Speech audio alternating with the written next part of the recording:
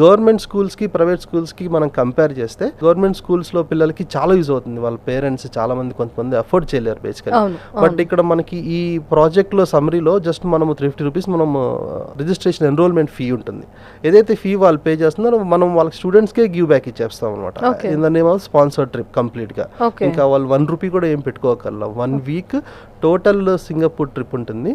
అది 4 days complete మనం educational purpose ఉంటుంది. ఇట్స్ నాట్ లైక్ ఏంటంటే మనం సింగపూర్ వెళ్ళామా చూసామా లేకపోతే ఎంజాయ్ చేసామా అని కాదు. కంప్లీట్ ఎడ్యుకేషన్ మీద ఉంటుంది, టెక్నాలజీ మీద ఉంటుంది, సైన్స్ మీద ఉంటుంది, మ్యాథమెటిక్స్ మీద ఉంటుంది. ఎగ్జాక్ట్. సెలెక్టెడ్ స్టూడెంట్స్ ప్రకారం ఆ లాంగ్వేజ్ క్రాస్ కల్చర్ లాంగ్వేజ్ కూడా మేము మెయింటైన్ ప్రొవైడ్ చేస్తాం.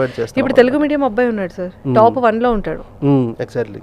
సో అలాంటి పర్సన్స్ మీరు సెలెక్ట్ చేస్తాం. ఆబ్వియస్లీ మనకి లాంగ్వేజ్ తో సంబంధం లేదు, టెక్నాలజీ టాలెంట్ తో మాత్రమే సంబంధం.